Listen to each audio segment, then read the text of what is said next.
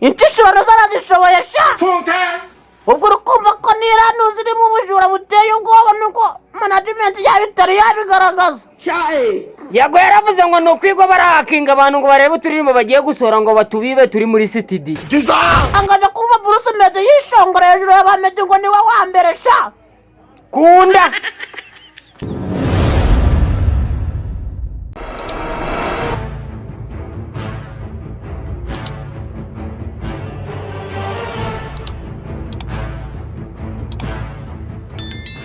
noneho murinde habakomeje kujya udufaranga tw'abahanzi yitwa ngo arafasha. Ni nyuma yuko niyo boss katangaje ngirane yamuriye indirimbo sha. Yarayiriye neza arayijya ngo arayiheza. Baca umugani mu Kinyarwanda koko ngo nyokora makurora. Umunyarwanda yaravuze ngo umuntu akuvura amaso nyuma ukayamukanurira sha. None utangiye kuyakanura abantu iyo boss kubajya indirimbo zabo. I don't want peace. Uwo bita Kenikaye nawe ari kurira yo kwarika. I want problems always. Ngo MI Empire muri iyi ndirimbo na niyo boss kari kurira. Wowe garagera no mu kibuno. Ariko nzakakomana ko ruva muzika nyarwanda ikomeje kuzamo umwanda mwicisha. Nyuma yuko ibyamamare bitangiye kwikwepa byambuka imipaka hehe. None ndi kubona abamanagement b'iyi minsi batangiye kuzana ibintu by'umwanda sha. Bajya babinyanga mugayo ko. Ubwo ni inzara gusa cyangwa ni ibindi bintu. Ariko saba ba manager bagiye kubafatira urugero kuri Coach Gayeri. Hari umva hari amagambo bari kumuvugaho mabimwa. Coach Gayeri ni umwana mwiza. Azi kumanaginga neza sha.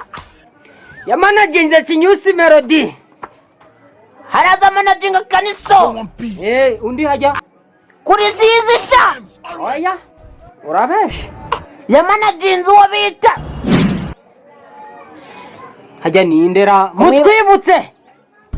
Muje muri comment mu byandikemo twe twamwibagiwe. Niwe managinga ningaje nimba elementira nawe niwe. Ingo sha. Nora mugabo wakatete sha. Gibwo ninde? Ndera. Mutwibutse mujira muri comment sha. Wa muhanzi wakatete sha. Turashize none. Bamwibutse. Bamwita Rose Kana. Simumuzi. None kwa Kigayeri we nje wanjombara. Oya atanjomba sha. Nzijomba. Oya sha tuzimanaginga sha. Abamanager twabamenyeye murinde abari kuruma muntu cya ha. Abamanagement b'iyi minsi muringetura. Oya sha wibatuka mwana. Havuye muvuza mukanya sha uri kumanaginga neza babahanze. Aba nuko bafite inda. Nuko ariko nkomeje gushimagiza iya timu. Uwitwa Yago yavuze ko iriya timu ari itumaga muzika nyarwanda mu mwanda sha. Harimo abagambanyi gusa ngo barabaryamiraga. Na Kinyusi Melody akivuga ngo arenze The Ben da. Urugero umuhanzi bita Afurika yaradasura karirimbo karabakomakoma. Iriya timu yahise ijyanye mwicara ku mutwe aramushikabira yongera kubura umutwe sha. Kakubayeho. Urundi rugero witwa Givumbi King nawe yaradasura wayitira bakoma kukira bajya we. Iriya timu ya Coach Gayeri iragenda bicara ku mutwe paka nakubura umutwe sha. Ibyo byose bigatuma Yago iriya timu atayemera ivuga ko ari ituma muzika nyarwanda mu mwanda. Biratangaje kuva Bruce Melody yishongora hejuru y'abamedi ngo niwe wa mbere sha. Kunda Nikunda kuko muzika yo baramurenze sha. Wana akaririmbo yakiririmbira nk'agasohore ndetse kwibutwa abandi gusa. Intishoro zarazishoboye sha.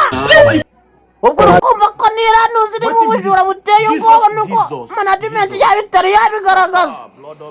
Yago yaravuze ngo no kwigwa barahakinga abantu ngo barebe turimo bagiye gusora ngo batubibe turi muri studio.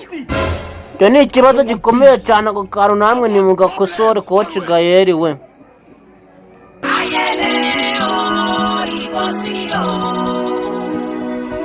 U Rwanda rwakataje mu iterambere. Mu gutera imbere hari ikibitera. Ubumenyi ufite ndetse n'ibyo ukora nibyo bizatuma igihugu cyacu gitera imbere. Igisubizo ni Double Nice Company. Muze tubigishe gukora amavuta y'igikotori, glycerine, irangi, umutobe, shampoo, imigina, isabune ikomeye ndetse n'iy'amazi. Ukeneye ibindi bisobanuro wadushakira kuri iyi nimero 079 31 23 071. Indi nimero wadushakiraho 072 67 49 61 9. Dukorera mu isantere ya Gitanga aho baparika moto. Urebye hepfo yaho uhabona icyapa kituranga. Murakaze neza muri Double Nice Company.